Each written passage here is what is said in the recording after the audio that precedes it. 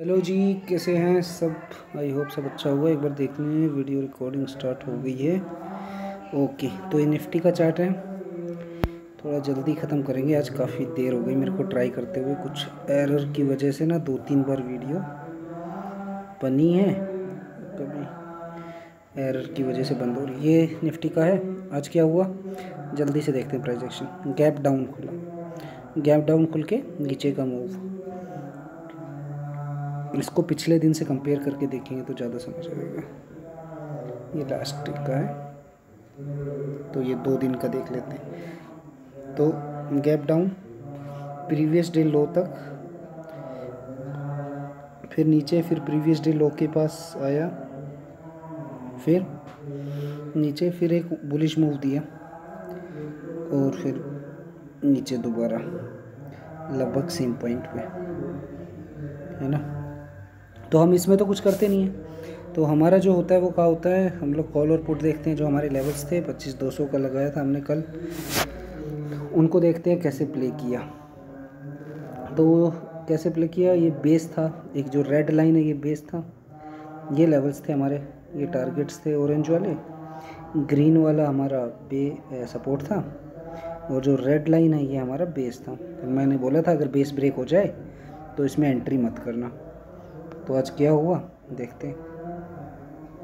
हुआ क्या, पहले ही ये ग्रीन लाइन का सपोर्ट पहली लाइन ने ब्रेक कर दिया। अब क्या करें, अब इधर वेट करना है, क्या ये बेस को ब्रेक हो रहा है या नहीं हो रहा वो देखना है। अब ये देखिए, ये नीचे आई है, सपोर्ट लिया, नीचे क्लोज कर दिया रेड लाइन के, फिर नीचे क्लोज, फिर नीचे क्लोज, फिर नीचे क्लोज। अब प्रॉपर इंडिपेंडेंट कैंडल बन गई है इधर। अब ये देखो, ये 2 कैंडल बिल्कुल, ये 2 जो कैंडल हैं, ये देखो, ये बिल्कुल इंडिपेंडेंट नीचे कैंडल बन गई है ना, इस बेस के नीचे। तो क्या हमको इसमें एंट्री लेनी चाहिए थी? नहीं लेनी चाहिए थी, करेक्ट। दूसरा तरीका क्या था समझने का, देखो जब प्राइस बिल्कुल ऊपर था, ये विक बनी, विक बना के इतने नीचे कौन लेकर आया है? सेलर ने यहाँ पे एंटर किया, ये विक बना के नीचे लाया। प्राइस ने ऊपर जाने की कोशिश की, फिर देखो ये कैंडल, ये विक बनी ऊपर, फिर नीचे, मतलब सेलर इस प्राइस को अभी छोड़ नहीं रहा है। कहाँ पे छोड़ा आखिरी में आके? सेलर किसी प्राइस को पकड़ लेना तो 30-40 पॉइंट तो मान लो कि खा कर ही जाएगा। सेलर बहुत भूखा इंसान होता है। तो देखो मेज़र करते हैं कितना उसने खाया, यहाँ से यहाँ तक 80 पॉइंट खाए। 80 पॉइंट में उसका पेट भर गया। अब ये बेस तो टूट गया था, लेकिन बेस भी एक लेवल होता है। अब क्या हुआ देखो, ये प्राइस ने यहाँ से रिवर्सल किया, ऊपर गया, ऊपर गया, ऊपर गया, और दोबारा इस बेस के ऊपर क्लोजिंग दे दी। तो हम लोग दोबारा अलर्ट हो गए।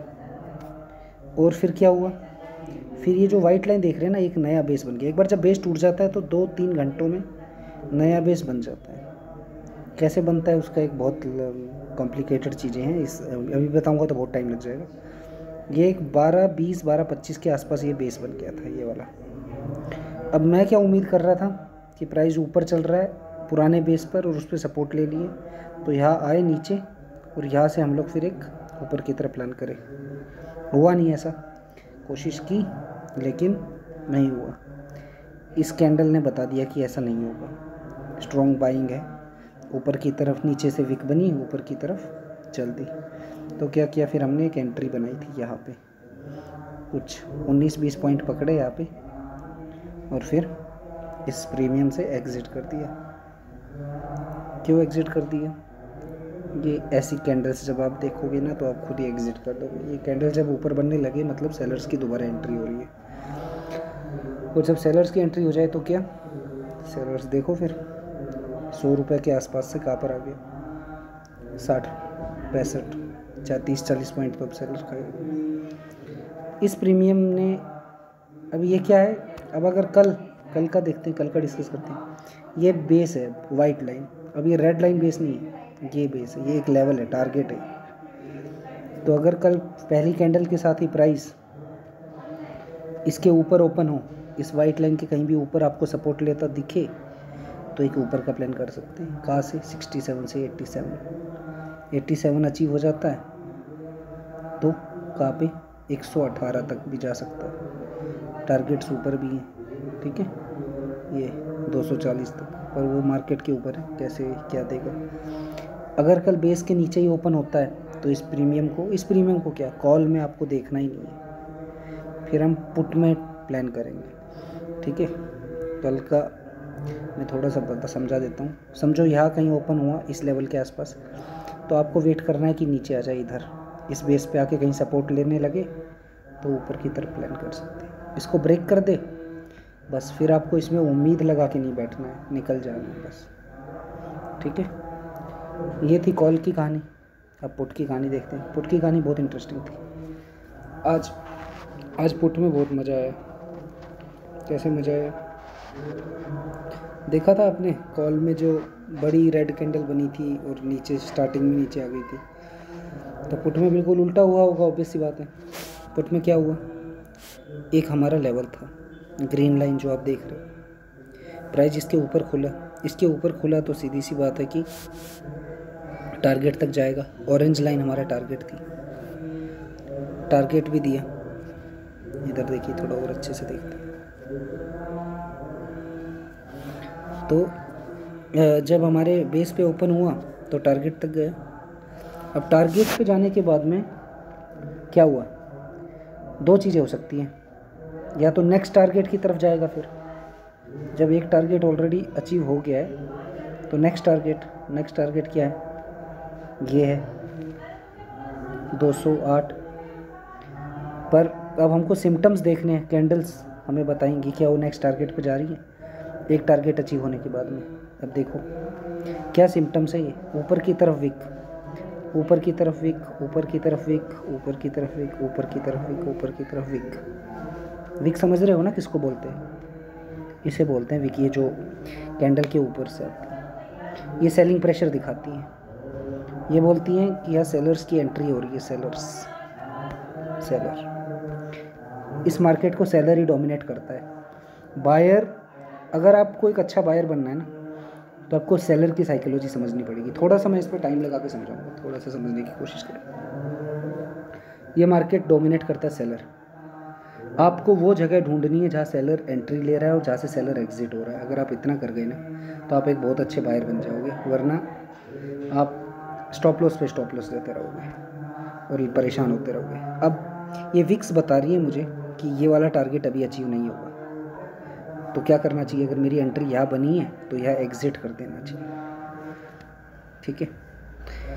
वैसे मैंने यहाँ एंट्री बनाई नहीं थी, बट अगर बनाते तो ये एग्जिट पॉइंट था, ये विक की तरफ से। दूसरा, इज़ दिस सेलर्स एंट्री, क्या ये सेलर की एंट्री है?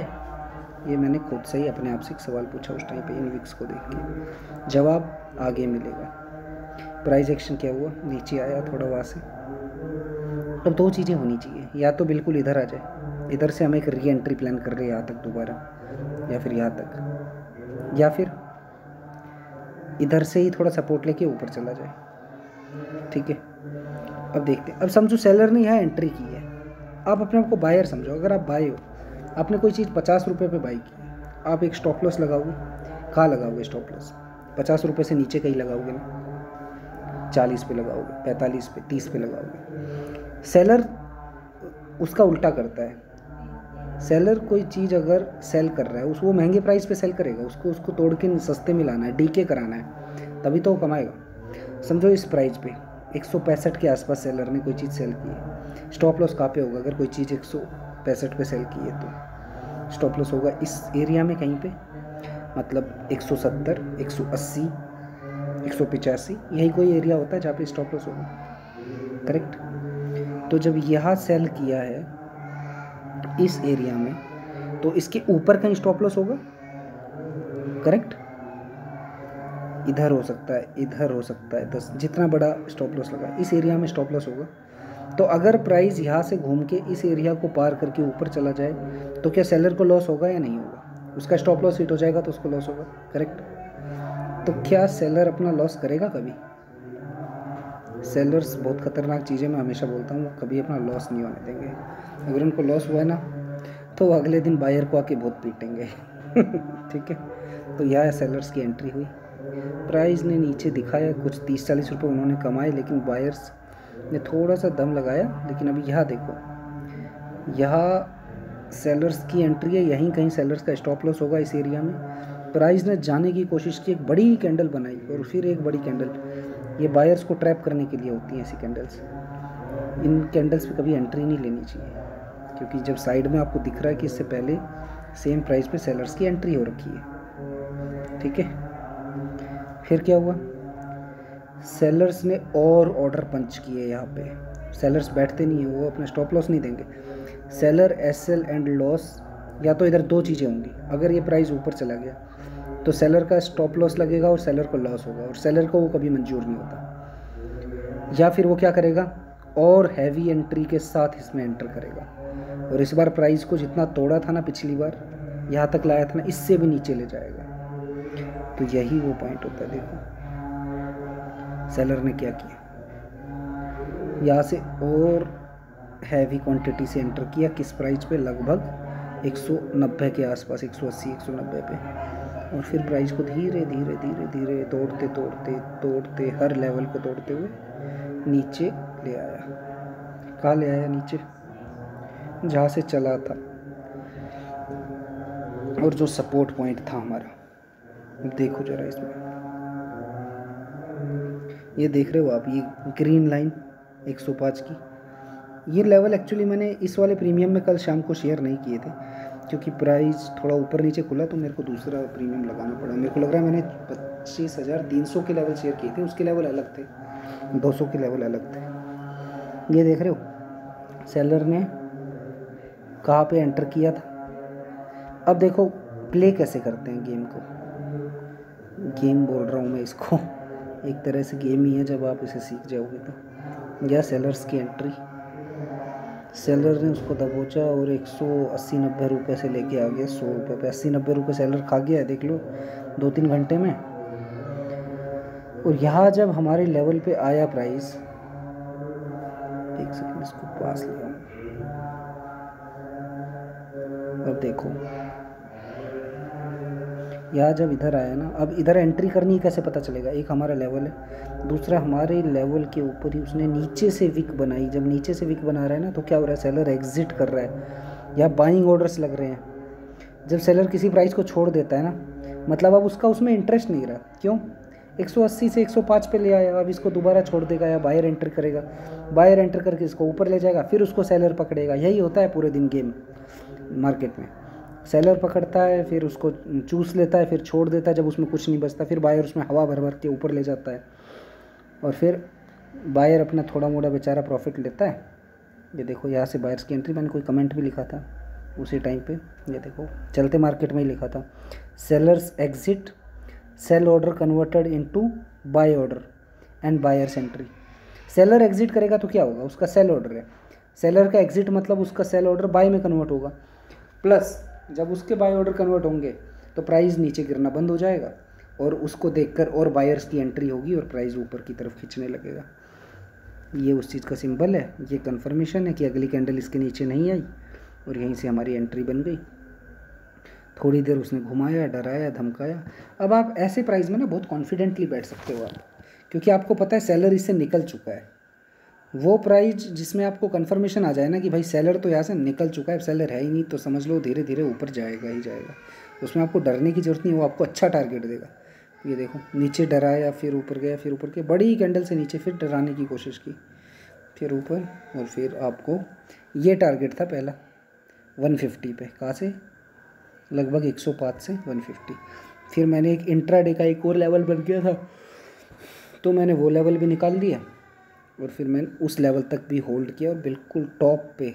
अब ये देख रहे हो क्या हो रहा है यहाँ पे बायर्स की एग्ज़िट हो रही है। बायर्स का एग्ज़िट कैसे पता चलेगा, बायर्स जब एग्ज़िट करते हैं तो सेल करते हैं, बाय ऑर्डर सेल में कन्वर्ट हो रहे हैं, और ये जो ऊपर की तरफ विक बन रही है, फिर सेलर्स का इसमें इंटरेस्ट आ रहा है। देखो कुछ ऐसे पॉइंट होते हैं जहाँ पर बायर्स को इंटरेस्ट आता है, कुछ ऐसे पॉइंट होते हैं जहाँ सेलर्स को इंटरेस्ट आता है। जैसे कि ये ऊपर जब प्राइस होता है ना, जब भी, तो सेलर्स का फेवरेट एरिया है, इसमें बायर्स घुसेगा तो लॉस खाएगा। जब नीचे की तरफ विक बनती है और नीचे के आकर कहीं मतलब ऐसी जगह आ जाता है कि सेलर का इंटरेस्ट ख़त्म हो जाता है, वो एग्जिट कर देता है ना, वो बायर्स का फेवरेट पॉइंट होता है। ठीक है, कितने पॉइंट्स इसमें मैंने 50 से ज़्यादा पॉइंट पकड़े थे, 55 पॉइंट्स। देखिए 55 पॉइंट का मतलब, और ये बहुत कॉन्फिडेंट पकड़े हैं पॉइंट्स, बहुत कॉन्फिडेंट। मतलब आई वॉज सो श्योर कि ये प्राइस कुछ नहीं करके भी 40-45 पॉइंट देकर ही जाएगा ये वाला प्रीमियम। ठीक है, और ये इन द मनी का प्रीमियम होता तो और ज़्यादा मज़ा आता है, तो एट द मनी के आसपास का प्रीमियम था। ठीक है, तो ये है इजी वे से हम कैसे प्ले कर सकते हैं। मैं एक ही प्रीमियम में आपको समझा सकता हूँ। पूरे दिन आज मैं इसी प्रीमियम को देख रहा था, और अब जब एक ही प्रीमियम को देखते रहोगे ना, आपको समझ आ जाएगा क्या हो रहा है, कहाँ सेलर्स की एंट्रीज। आपको ना सेलर्स की साइकोलॉजी समझनी पड़ेगी। जब आप सेलर्स की साइकोलॉजी समझ जाओगे तो बहुत अच्छे बायर बनोगे। कहाँ सेलर्स की एंट्री हो रही है, कहाँ वो क्वांटिटी ऐड कर रहे हैं। अगर यहाँ क्या होता, अगर ये ऊपर नहीं जाती तो, अगर ये नीचे नहीं आती ऊपर ही जाता तो क्या होता, सेलर्स का लॉस हो जाता, सेलर्स का स्टॉप लॉस हिट हो जाता। सेलर्स का स्टॉप लॉस हिट होता तो क्या करता, हमारी बाई एंट्री कहाँ बनती। अगर इसके और बाई ऑर्डर लगते इसके ऊपर, अगर एक कैंडल क्रॉस करती तो हमारी बाई एंट्री बनती, और फिर उसके टारगेट्स तो आगे थे हमारे पास यहाँ से ऐसे। करेक्ट, तो ये है साइकोलॉजी बायर्स और सेलर्स की। आई होप मज़ा आया होगा। मेरे को आज इसको देखने में और समझने में बहुत मज़ा आया। और जब आप मार्केट में पैसा कमाना तो बात की बात है, लेकिन जब आपके एनालिसिस सही होता है ना, तो आपको एक अलग तरीके का कॉन्फिडेंट मिलता है। आप तुक्के में ट्रेड नहीं कर रहे हो, आप ऐसे नहीं कर रहे हो कि यहाँ से मैंने कॉल ले ली 10 रुपये ऊपर चला गया, यहाँ से पुट ले ली 20 रुपये नीचे आ गया फिर ऊपर चला गया। नहीं, आपके पास ना ट्रेड का लॉजिक है। आप लॉजिक होना चाहिए। लॉजिक ये नहीं होना चाहिए मुझे लग रहा था यहाँ से ऊपर जाएगा, मुझे लग रहा था यहाँ से नीचे जाएगा, वो लॉजिक नहीं होता। लॉजिक होना चाहिए कि मैं यहाँ एंट्री क्यों नहीं करूँ, और मैं यहाँ पर क्यों एंट्री करूँ, मैं यहाँ तक क्यों होल्ड करूँ, प्राइस यहाँ तक ही क्यों आएगा, इसके ऊपर क्यों नहीं जाएगा, प्राइस यहीं से क्यों, ये जो पॉइंट है प्राइस यहीं से क्यों रिवर्स किया। आपके पास इन सब सवालों के जवाब होने चाहिए।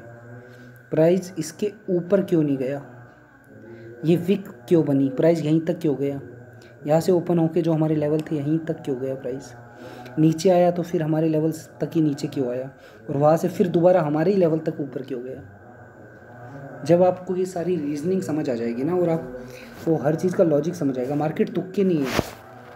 और जब आपके मन से ये चीज़ हट जाएगी ना, मुझे लग रहा था ऊपर जाएगा, मुझे लग रहा था नीचे जाएगा, ये जो मुझे लग रहा है ना, ये करोड़ों रुपए डुबा देता है। क्योंकि आपके पास ना रीजनिंग नहीं है। You are not trading with reasoning, you are just trading with तुक्का, होप ट्रेड कर रहे हो आप। और जब आप होप ट्रेड करते हो ना, तो 99% प्रॉफिट होंगे। शुरू में आपको 2-4 बार प्रॉफिट होंगे, लेकिन 99% एंड रिजल्ट लॉस ही है।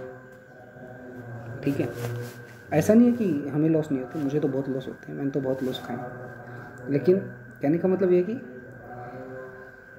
अब आपको मतलब इन चीज़ों से बाहर आ जाना है कि मुझे लग रहा है ऊपर जाएगा, मुझे लग रहा है नीचे जाएगा। आपको क्यों लग रहा है ना, वो उसके पीछे का क्यों क्लियर होना चाहिए। आपके पास 4 पॉइंट होने चाहिए कि क्यों मैं ये ट्रेड में एंटर कर रहा हूँ, चेकलिस्ट होनी चाहिए। आई होप, चलिए ठीक है, धीरे धीरे समझ आएंगी चीज़ें। आई होप आपको समझ आया होगा, अच्छा लगा होगा। ये किया था आज हमने पुट के प्रीमियम को दिन भर देखा, और सबसे जो अच्छा मूव जो कैप्चर किया वो ये वाला मूव था। मैंने एक डमी ट्रेड भी किया था, आई थिंक मैं आपको डमी ट्रेड एक लिया था मैं, एक सेकेंड, कुछ 750 क्वांटिटी से लिया था। वैसे ही आपको दिखा रहा हूँ, हमारा इंटेंशन आपको मतलब कितना प्रॉफिट हो सकता है वो पैसा दिखा के वो करने का नहीं है, लेकिन आप डमी ट्रेड से प्रैक्टिस तो कर सकते हो। एक डमी ट्रेड मैंने किया था यहीं पे कहीं पे, एक सेकेंड, इधर था वो जो 2 ट्रेड दिखाए ना, ये देखिए 750 क्वांटिटी से हमने ट्रेड किया था। एक तो ये था,